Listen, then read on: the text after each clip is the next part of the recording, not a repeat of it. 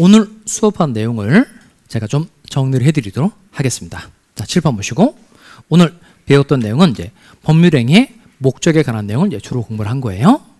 먼저 법률행위의 목적이란 그 법률행위를 통해서 당사자가 달성하려고 하는 뭘 말하는 거죠? 법률 효과를 말하는 겁니다. 그리고 법률행위의 목적은 첫 번째 확정할 수 있어야 돼요. 그 확정은 언제까지 확정할 수 있으면 되는 거죠? 이행기까지 확정할 수 있으면 됩니다. 두 번째, 법률행위의 목적은 이행하는 게 가능해야 돼요. 근데 가능하냐 불가능하냐는 언제를 기준으로 판단하는 거죠?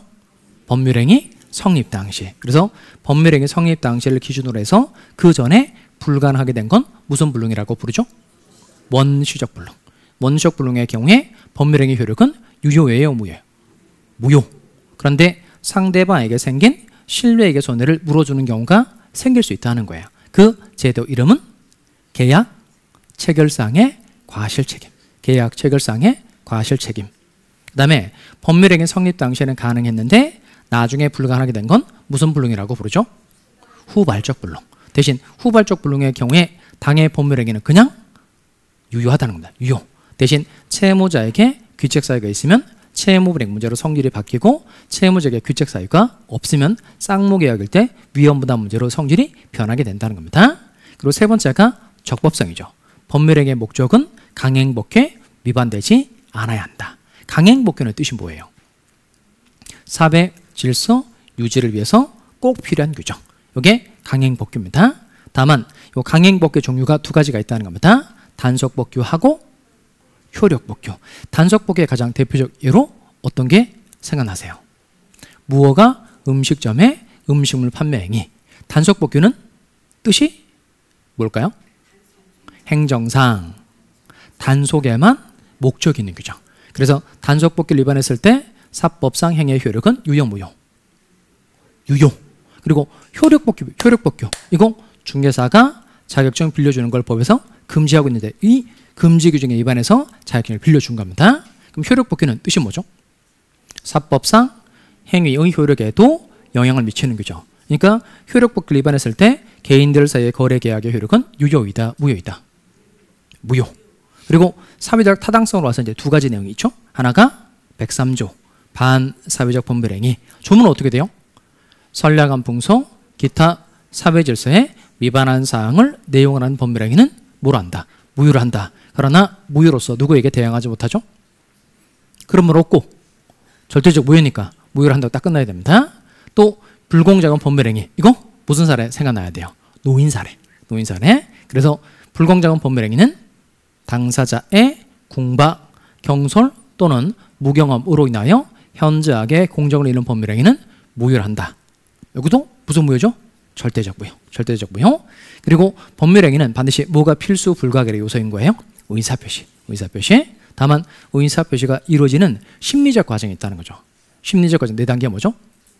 동기, 효과 의사, 표시 의사, 표시행위. 항상 갑이 다른 데로 이사 가기 위해서 1억 원에 팔아야지라고 마음 먹고 을에게 말해봐야지 생각한 다음에 말로 했다, 편집을 했다라는 게 생각이 나야 됩니다.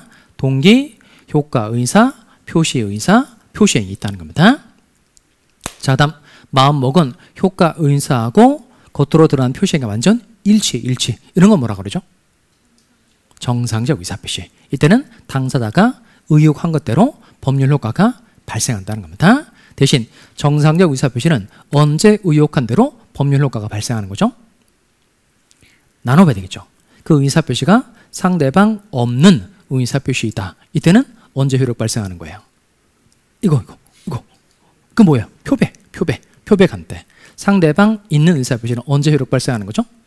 상대방에게 도달한 때. 다만 의사표시자가 의사표시를 발생하고 난 다음에 사망하더라도 의사표시의 효력에는 영향을 미치지 아니한다는 겁니다. 그리고 비정상적 의사표시로 두 개 공부를 했어요. 첫 번째가 비진의 표시. 이거 사직원 지출사안 늘 떠올라야 됩니다. 갑이 사립대학교 조교수인데 사태 무마시키기 위해서 사직서를 낸 겁니다. 비진의 표시는 뜻이 뭐예요? 인강쌤도 같이 한번 해볼까요? 뜻이 의사와 표시가 불일치하는 것을 표의자가 아는 경우. 그리고 비진의 표시는 몇 조에서 규정하고 있어요? 107조. 조문은 어떻게 되죠? 비, 유, 알, 알. 지금 머리 깨지고 있죠, 지금.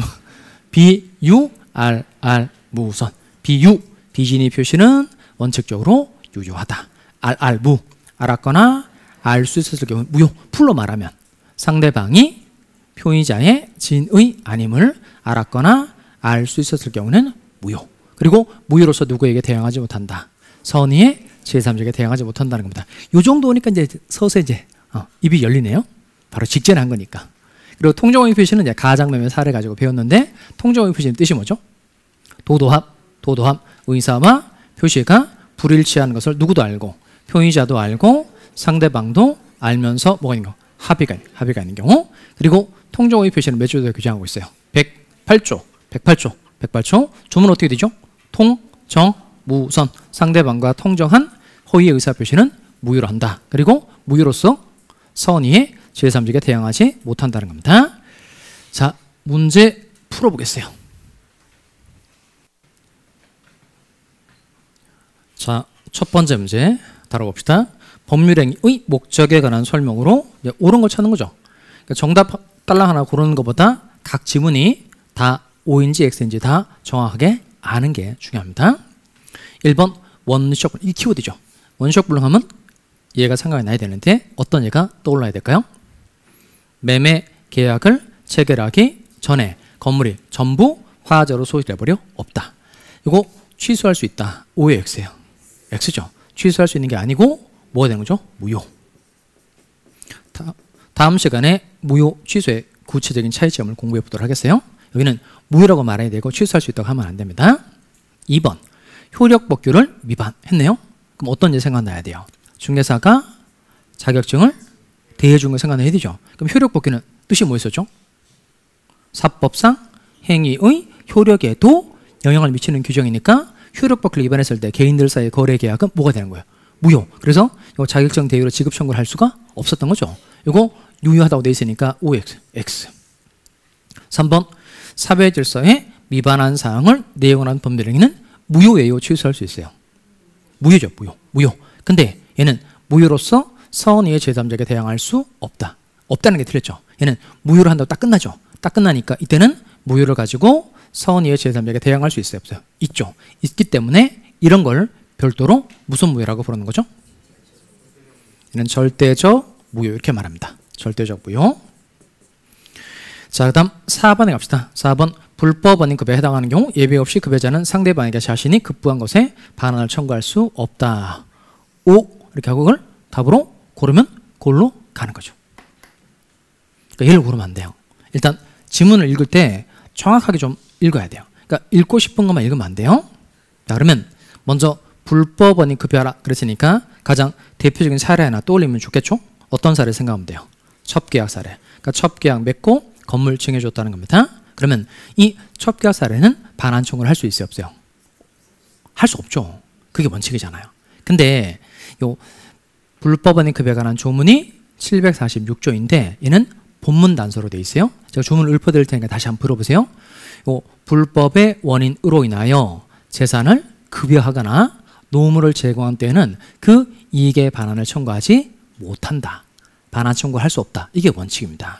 네, 단서. 그러나 그 불법 원인이 수익자에게 맺는 데는 그러하지 아니하다. 그러니까 불법의 원인이 수익자에게 맺을 때는 반환 청구할 수 있다 없다. 있다는 거예요.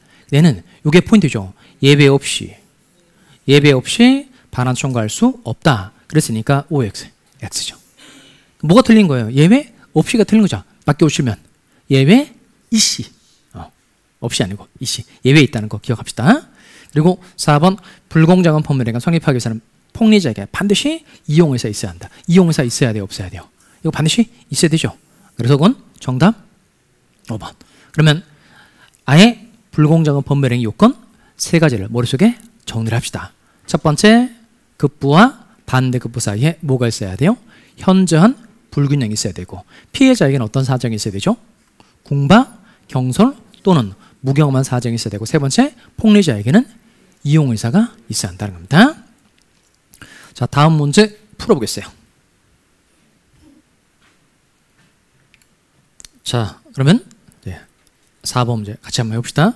의사표시에 관한 설명으로 옳은 것은 그랬어요. 1번, 의사표시는 항상 상대방에게 도달한 때에 그 효력이 생긴다. O의 X예요. X 틀렸죠? 어디가 틀렸죠? 항상이 틀렸죠. 그러니까 기본적으로 도달한 때에 효력이 생기는 건 맞는데 이건 어떤 의사표시인지에 따라 효력 발생하는 시점이 다르죠. 상대방 있는 의사표시라면 언제 효력 발생하는 거예요? 도달한 때. 근데 상대방 없는 의사표시도 있죠. 그럼 상대방 없는 의사표시는 언제 효력 발생하는 거죠? 표백한 때. 표백한 때. 근데 항상 도달한 때 효력이 생긴다고 되어 있으니까 OX, X. 2번, 의사표시자가 그 통지를 뭐한 후 발송. 그러니까 발송했다는 겁니다. 발송했으니까 이 의사표시가 누구한테 가고 있는 거예요? 상대방한테 가고 있는 상황이라는 겁니다. 따라서 발송한 후 뭐 하더라도 사망하더라도 끝에 의사표시의 효력에 영향을 미친다, 미치지 아니한다. 미치지 아니한다. 그러니까 미친다고 되어 있으니까 OX, X. 여기서 의사표시의 효력에 영향을 미치지 아니한다. 이 말은 이 의사표시가 상대방에게 뭐하면 도달하면 효력이 발생한다. 그런 말인 거예요. 3번, 표의자가 진의 아님을 알고 한 의사표시 끊고. 여기서 중요한 단어가 뭘까요? 알고. 그럼 여기 진의 아님을 알고 그랬으니까 이건 의사와 표시가 불일치하는 것을 표의자가 아는 경우라는 거예요. 그게 아는 경우가 이게 뭐죠? 이게 비신의 표시. 그럼 107조 조문 떠올라야 되겠네요. 107조 조문은 어떻게 돼요? 비유 무선이죠. 여기서 비유 이건 뭐예요? 비신의 표시는 원칙적으로 유효하다는 겁니다. 근데 원칙적으로 무효로 되어 있으니까 OX, X. 자, 4번에 갑시다. 상대방과 통정한 허위의 의사표시는 취소할 수 있으나 취소로서 선의 제3자에게 대항하지 못한다. 뭐 상관나요? 통정의 표시. 통정의 표시는 108조. 조문은 어떻게 되죠? 통정무선이죠. 얘는 취소할 수 있는 게 아니고 뭐가 돼야 돼요? 무효. 그러니까 무효이고 무효로서 선의 제3자에게 대항할 수 없다는 겁니다. 자, 다음 4번 갑시다. 5번 갑시다. 통정의 표시의 경우 제3자로서 보호받기 위해서는 선임은 족하다. OX예요. O. 아까 요 통정의 표시의 경우에 제3자로 병이 보호를 받기 위해서는 모임은 족하고 선임은 족하고 무과실까지는 필요해요? 필요 없어요? 필요 없죠. 여기서 무과실까지는 필요 없다. 이 말은 제3자가 모이기만 하면 선이기만 하면 설사 뭐가 있어도 과실이 있어도 보호를 해준다 안 해준다? 해준다는 거예요. 자, 그러면 정답은 뭐가 되는 거죠? 5번. 자, 그러면 우리 시험이 주관식이에요? 객관식이에요? 객관식이죠. 그러니까 객관식 시험이라는 걸 꼭 머릿속에 염두를 하고 공부를 하셔야 돼요. 그러니까 이런 공부를 할 때는 계속 따라오면 마치 아는 것처럼 느껴져요. 근데 그 많은 내용 중에서 한 질문을 딱 뽑아서 이거 O인지 X인지 해봐라. 이게 객관식 문제니까 내가 뿌옇게 알고 있으면 안 돼요. 진짜 뿌옇게 알고 있으면 안 되고 뭐 하나라도 확실하게 알아야 돼요. 그러니까 확실하게 알아야면 문제가 잘 풀린다는 거예요. 그리고 문제를 잘 풀어야 돼요. 결국 그 공부 오래 하신 분들 많죠. 그냥 수업 시간에 하면 늘 끄떡끄떡 우르르르르르 해놓고 문제 풀 때는 희한하게 자기 마음대로 찍고 그래요. 그래서 제가 올해 마음 먹은 게 2가지가 있어요. 첫 번째, 매일매일 공부할 수 있도록 하기 위해서 밴드 문제 꾸준하게 만들어 줄 거예요. 그리고 사람들이 문제를 잘 푸는 사람이 됐으면 좋겠다는 거예요. 자, 여러분 그 첫 번째 시간 끝에 여러분과 함께하는 사람이 되고 여러분 학교 포기하지 마라. 나 여러분 포기하지 않겠다 그랬죠? 그러니까 여러분이 문제를 잘 풀 수 있는 사람이 되도록 만들어 드릴 거예요. 그래서 제가 회사에 부탁을 했어요. 그러니까 이 강의 내용 중에 우리가 지금 맨 끝에 핵심 요약하고 그다음 이론 확인문제 제가 매번 해드리죠. 요것만 따로 떼서 영상으로 만들어 달라 그랬어요. 이게 품이 엄청 많이 들어요. 이걸 잘라서 그 강의를 보고 자막을 넣어야 되고 표시를 다 해야 되거든요. 그러니까 표시를 너무 하기 힘들게 제가 그래서 표시 다 해가지고 온 거예요. 이게 키워드거든요. 이 키워드가 눈에 탁탁탁 보여야 돼요. 그럼 문제 엄청 잘 풀게 돼요. 이걸 부탁을 해서 이 매번 강의할 때마다 이걸 만들어서 유튜브에다가 올려드리도록 하겠어요. 그리고 여러분 찾기 힘드니까 제 밴드에 들어오시면 그 밴드 그 글 자료실에 이거 영상을 차곡차곡 쌓아드리도록 하겠어요. 그럼 여러분은 이 영상을 어떻게 봐야 될까요? 출퇴근 시간에 보세요. 식사할 때 보세요. 그래서 왔다 갔다 하는 짬 시간을 잘 활용해서 이 영상을 보시라는 거예요. 그리고 이게 그 처음 수업 받을 때는 아는 것처럼 보여도 이게 1주 지나고 2주, 3주 지나고 자꾸 까먹어요. 그러니까 반복해서 계속해서 보시기 바라요. 그러려고 이 영상을 만들어서 올려드리는 거거든요. 그래서 여러분이 그래서 뭘 해야 돼요? 합격을 해야 되죠. 저를 만났으면 반드시 합격을 해야 된다는 겁니다. 그래서 영상 올려드리는 거 반복해서 부지런히 보시기 바랍니다. 아셨죠? 자, 오늘 수업은 여기서 마치도록 하겠습니다. 수고하셨습니다.